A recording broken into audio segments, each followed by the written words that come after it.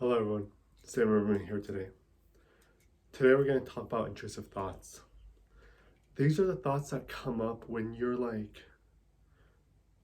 honestly, a little bit throughout the day.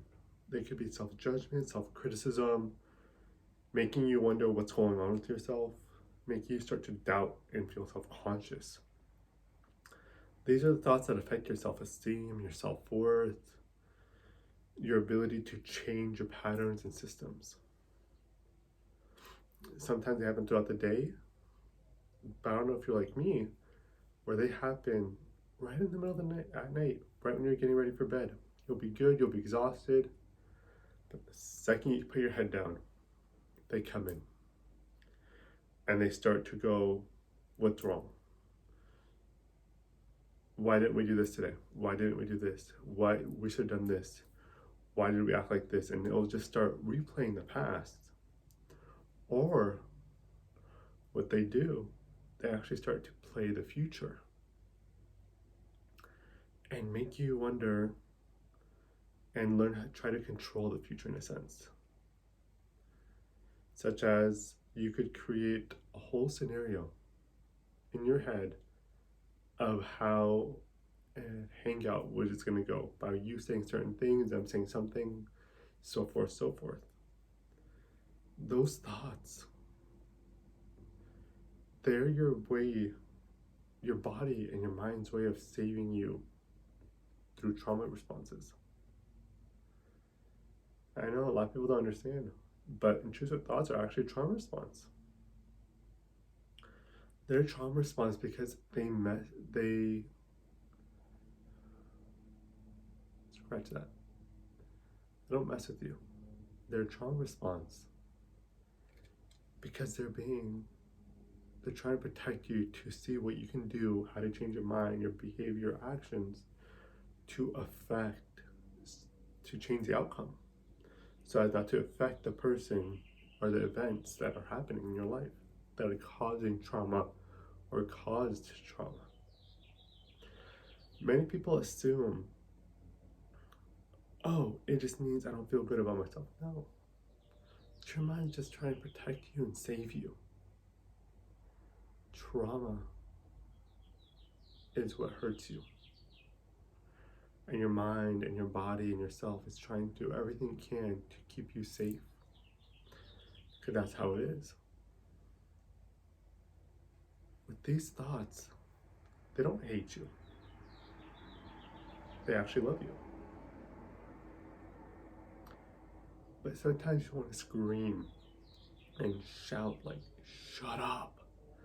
All I want to do is sleep. Or can you just shut up so I can just get my stuff done? And that's where they come in.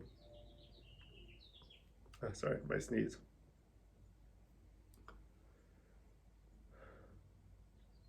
But that's where it is. Honestly, when those thoughts come up and you're trying to sleep and they won't let you, don't force sleep. I know it's counterproductive, but don't force it. Go for a walk if you need to.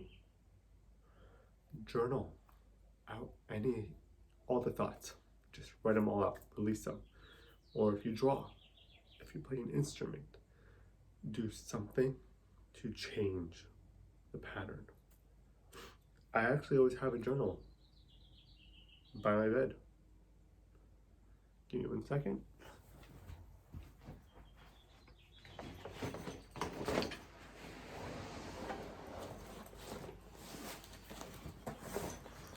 Alright.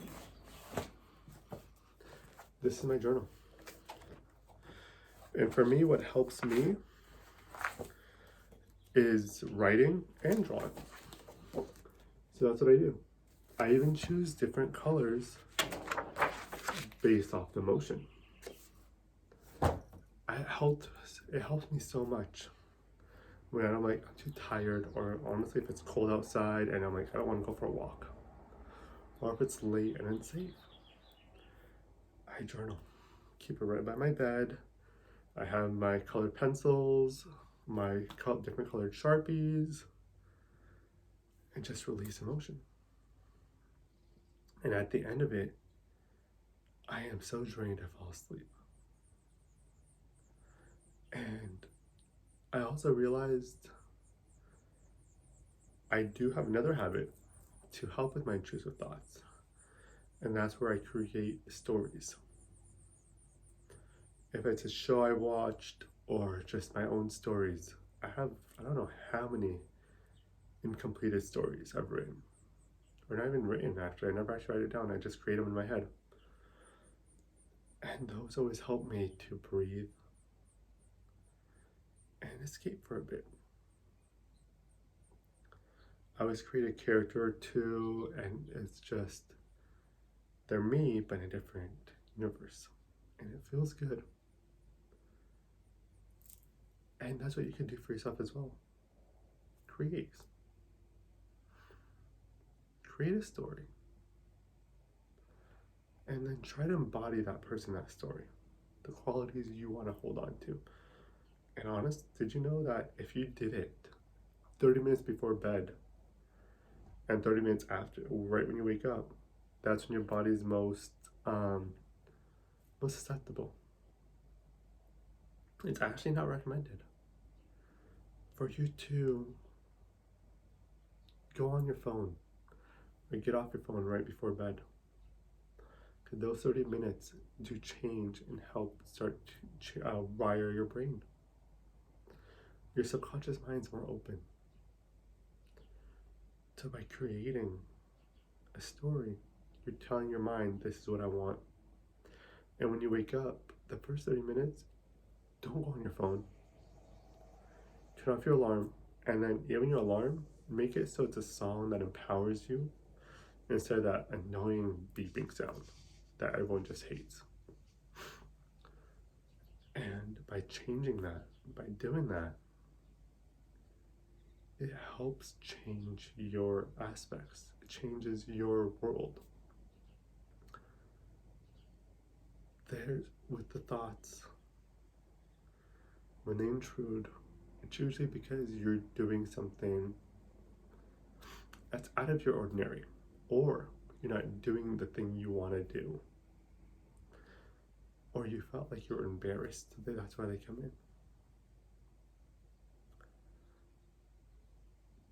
There's a quote, I don't want to butcher it.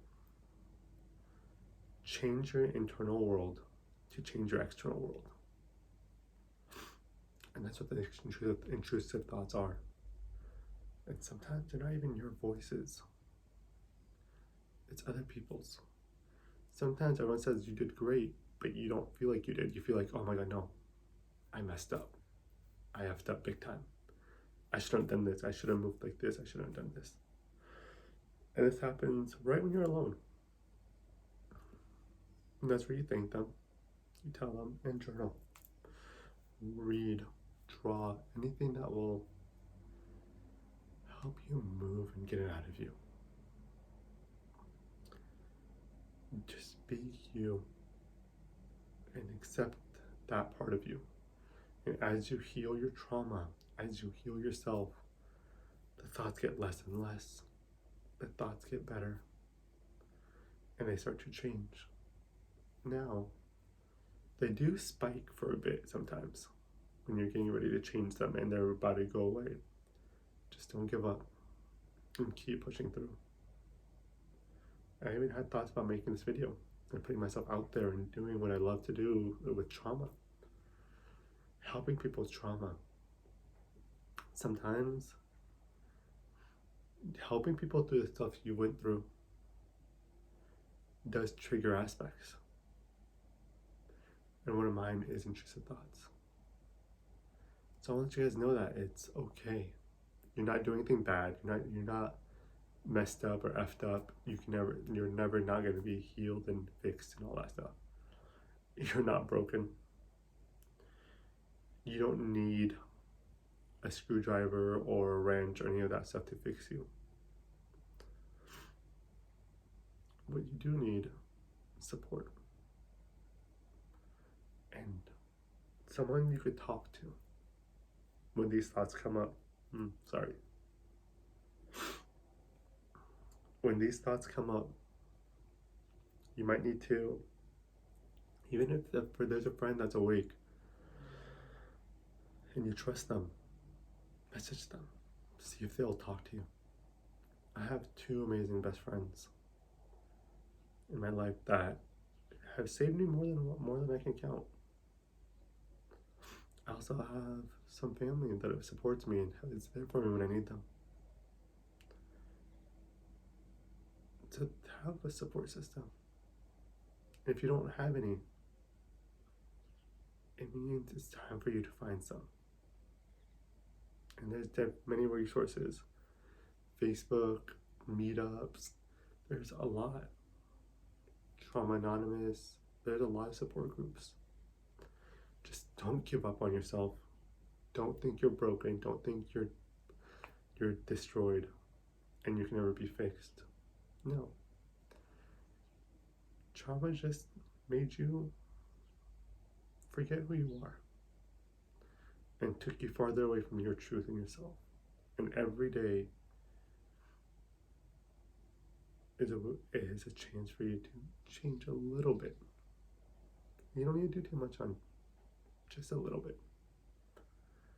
That's it. If you like my video, like and subscribe to my channel. Have a great day, everyone. Bye.